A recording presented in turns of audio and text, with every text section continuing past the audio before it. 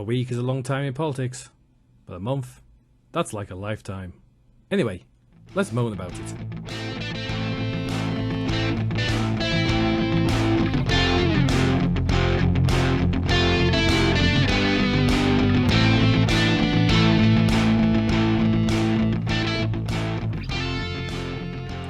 Hello, welcome to June Moan. I'm Terry A. Abbott. Well, we've had a hell of a lot going on this month, so I think we'd better just jump in. At the very beginning of the month, there were resignations. So first, out of the gate was Nadine Dorries, who jumped up and said, "I'm resigning," with immediate effect from being an MP. The day later, Boris Johnson and Nigel Adams followed suit. Now, this is all the Boris cultists. A bit later in the month, another MP also resigned his seat, and this was David Warburton. But this is nothing to do with them. This was more to do with sex and drugs, maybe a bit of rock and roll thrown in there for good measure, I don't know. Harassment, etc, etc, etc. Position not tenable anymore. He had to go. He had no choice. But, we've got some tricky by-elections ahead. There are 3 by-elections. The reason for that is this woman. Although she stated, "I'm resigning with immediate effect," she hasn't actually resigned. Nadine Dorries, mad Nad, she can't even resign bloody properly. I don't know what the hell's wrong with the woman. Now she's running around looking for a peerage that hasn't turned up. You believe Boris Johnson? Jesus, woman. You should know better. You should know better. But then again, I suppose you're so enamoured with him. I mean, you've seen her pictures of her with the puppy eyes. God. It's just not a good look. Meanwhile, Boris Johnson, the reason he resigned was all to do with the Privileges Committee report. You see, before it's given out to the public, he gets to look at it to give him a right to reply. He did give a right to reply. It was all the bollocks. But anyway, they told him that he was going to suffer a hefty suspension, probably 90 days. It was 90 days. I mean, he was going to say, yeah, we're going to give you a 90-day suspension. 90-day suspension? Jesus Christ. Of course, a 90-day suspension would, basically almost certainly trigger a recall petition in his constituency. It would have triggered a by-election, and he would have probably lost. The most chance of it losing, because he's not massively popular anymore. He's popular enough in his constituency, but not popular enough to survive. That's what I say. He's, he might be popular with some of the members, but he's not popular with the general public. Not anymore. Anyway, so Boris Johnson did the thing. He resigned. He ran away.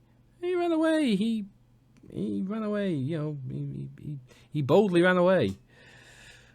Because it would have damaged his earning potential if he had actually had to fight a by-election and had lost. He can go off to the US and earn lots and lots of money. However, he has actually resigned, and now he's earning lots and lots of money at the moment, writing for the Daily Mail. Within a couple of days of resigning, the Daily Mail was saying, "Hey, we're going to have this new guy who's going to be writing for us. It's Boris Johnson." There's certain committees you've got to go through first at the House of Commons and through Parliament, just to make sure, take a bit of gardening leave before you take up another post after you've been in a position like what Boris Johnson's been in. Seems he didn't follow those rules. It's amazing that his followers, who, of course, after Sue Gray, the woman who did the Partygate report, she moved on to work with Labour, and of course they went absolutely apoplectic about it. Oh my God! Well, she took the leave that was required, and as far as the committees are in Parliament, yeah, she's done her time and gardening leave, and she can join the Keir Starmer's Labour Party machine. There's no problem with that.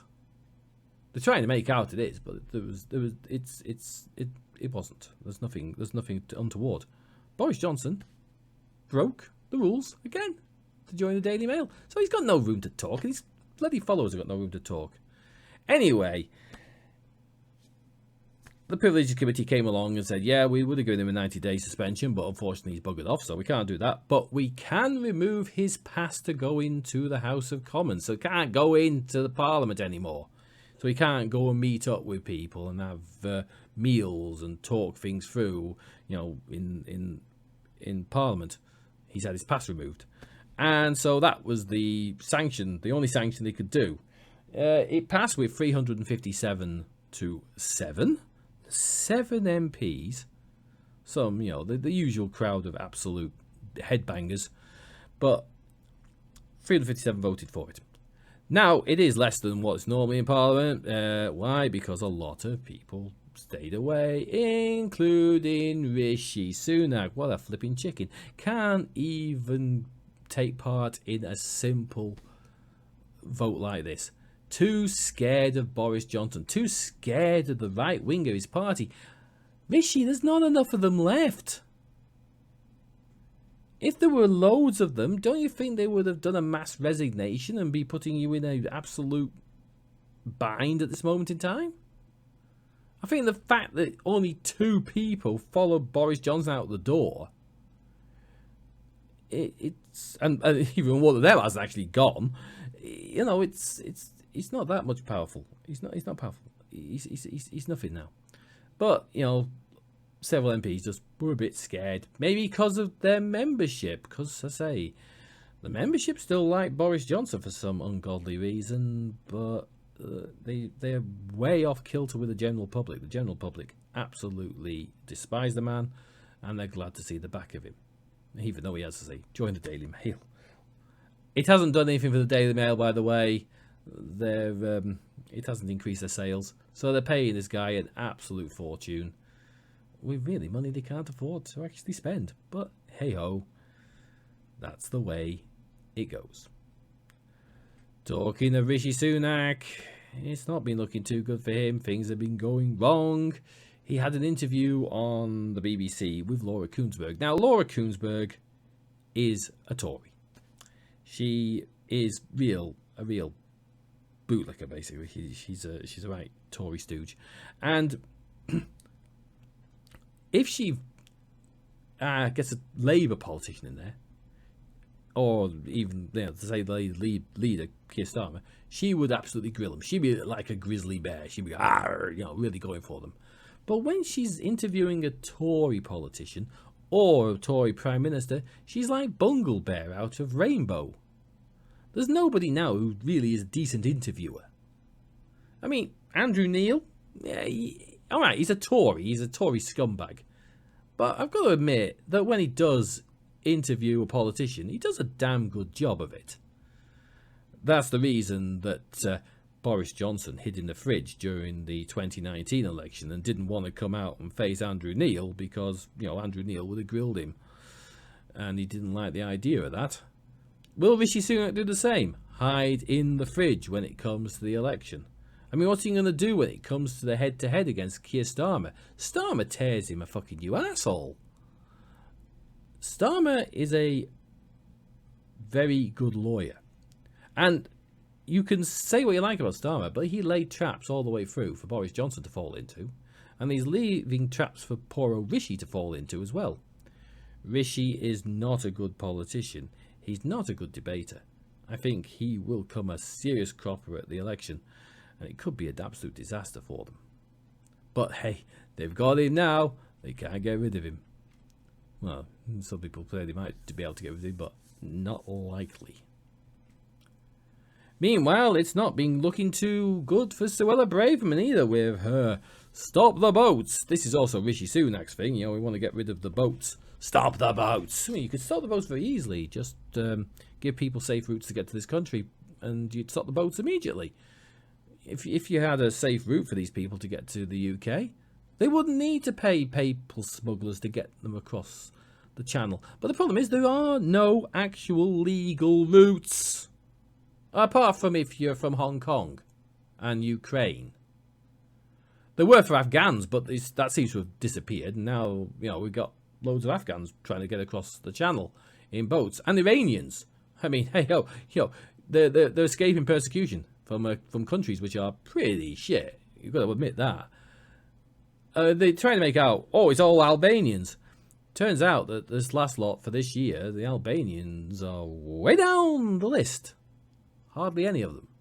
The main ones were, Afghan and Iranian. And if you can see Iran, it's a pretty bad place at the moment. Afghanistan, come on.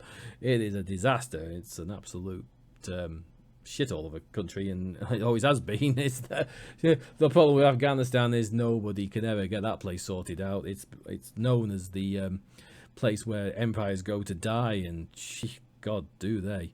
It's a place you can't control. But yeah, at the moment, that's how you would stop the boats. Just make it safe for people to get here. That would stop the boats immediately. There you are. Problem solved. Your boats are stopped. But she doesn't want to do that. Also, of course, process the bloody claims quicker. Because the reason we've got a massive pile of people here is that we're not actually doing the claims. We're very slowly processing them. I mean, you get more people onto it, you'd employ more people. Get it done quicker. Get them out of the way. If they're found to be able to stay here, i.e. they get refugee status, great, get them in. Get them working. Paying taxes, paying their own way. Making a contribution. Those who are here illegally, well, you found out they're not supposed to be here and you can ship them on out. And nobody's going to stop you. But that's too easy, isn't it? I mean, this government just wants to do it the hard way and make people think that there's no way to get rid of them. And lefty lawyers will stop them. Haha, no. Anyway, at the moment, her scheme to send people to Rwanda has found to be unlawful again. This is the appeal court of appeal. And, yeah. They're going to appeal to the Supreme Court, of course, to try and to get this scheme off the ground. It's a mad, mad system. Not only, one, it costs a lot more than it does to keep the damn asylum seekers here in the first place.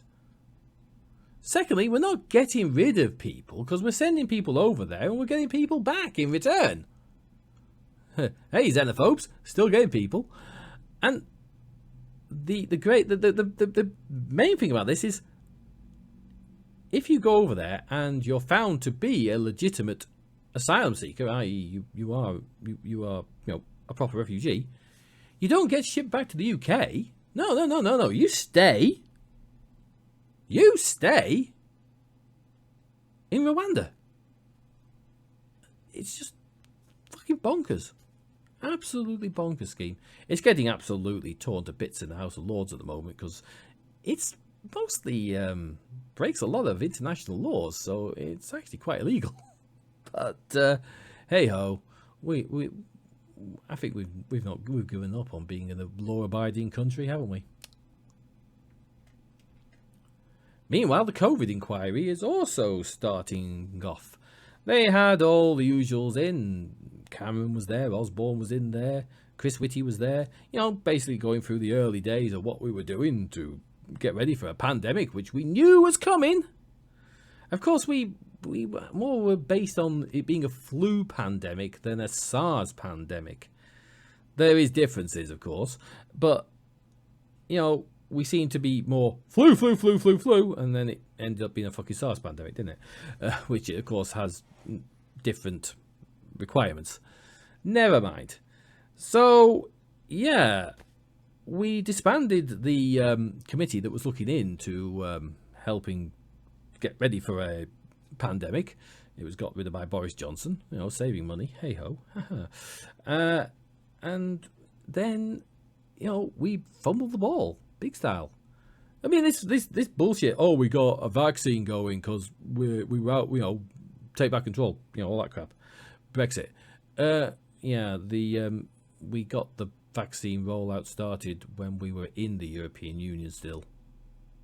We were part of the European Union. That's why we were able to do it.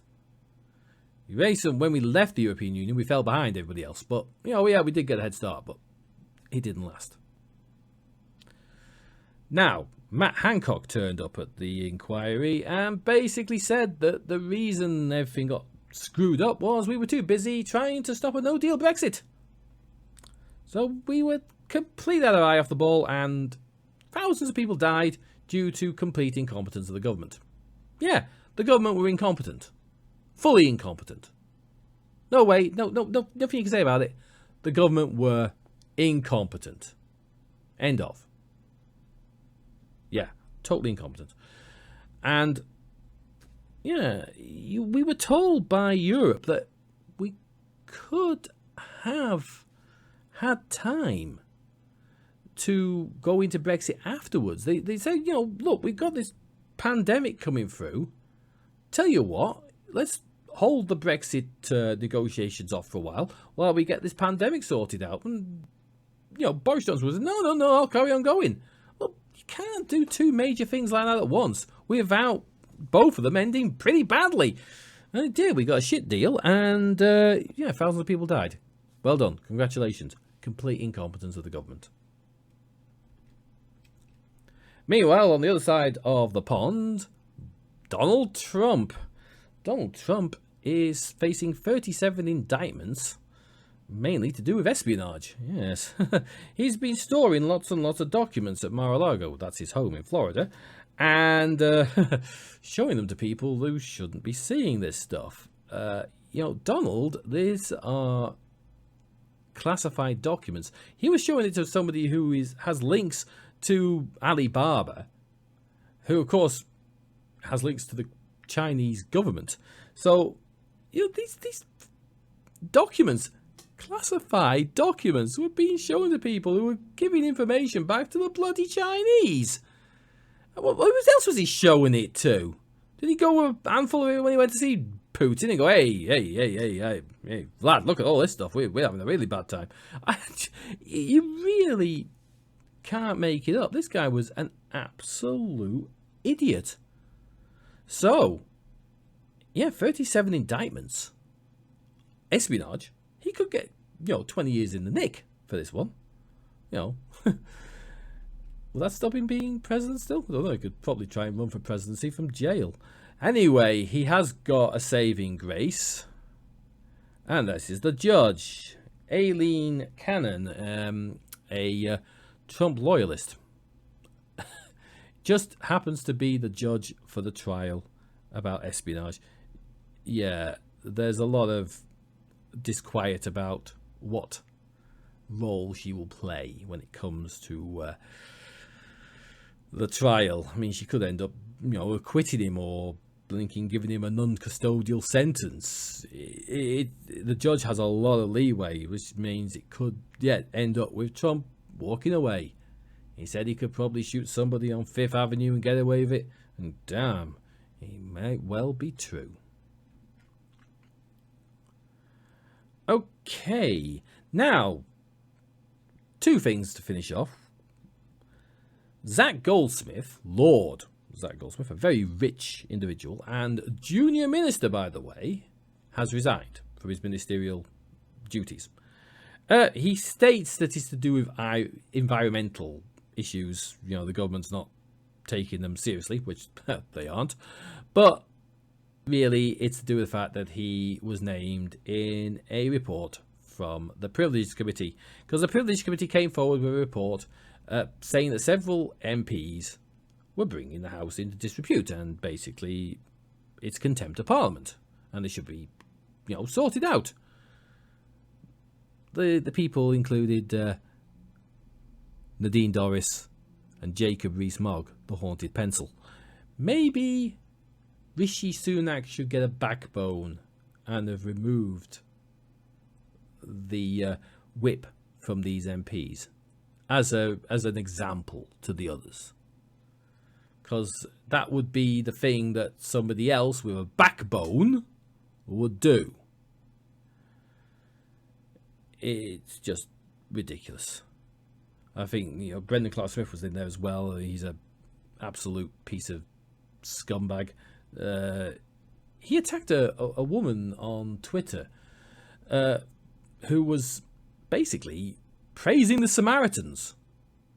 Now, this lady went to Glastonbury. She's a political commentator, left wing, and she has criticised Brendan many a time because he's a right wing dirtbag, and he basically attacked her on Twitter after she said that she was at Glastonbury. She felt overwhelmed. She went to the Samaritans, talked to them, and then when she got back, she did a tweet saying how wonderful the Samaritans were.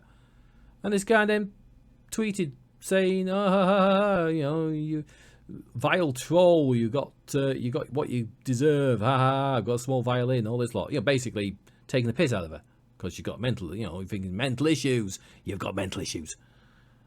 Well, so what? You don't go attacking people who are saying, I had a bit of a issue, and the Samaritans helped me, and they were brilliant, and you put this in as a reply. You a bit of a dick or what? It's not the place to do that. I think he wanted to try and get a pile on going. It wasn't going to work. She's got more bloody followers than he has, so he was a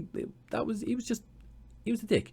I mean, he even got onto LBC, and James O'Brien mentioned it. So yeah, it didn't fall well for poor old Brendan. He got his ass handed to him basically. But what a pillock. Yeah, he was also on the list, by the way, and could actually also be facing suspension if Rishi had a backbone. But Rishi Sunak, as we all know, doesn't have a backbone. He is a chicken. A total and utter chicken. And that's what he is. Tries to make out that Keir Starmer's soft. Keir Starmer's ruthless. Rishi, you're the one who's soft. You are the definite chicken. Okay, that's it for another month. If you like to do, please like and subscribe, hit the notification bell. I will see you all soon on another video. Until then, as always, stay safe and bye bye.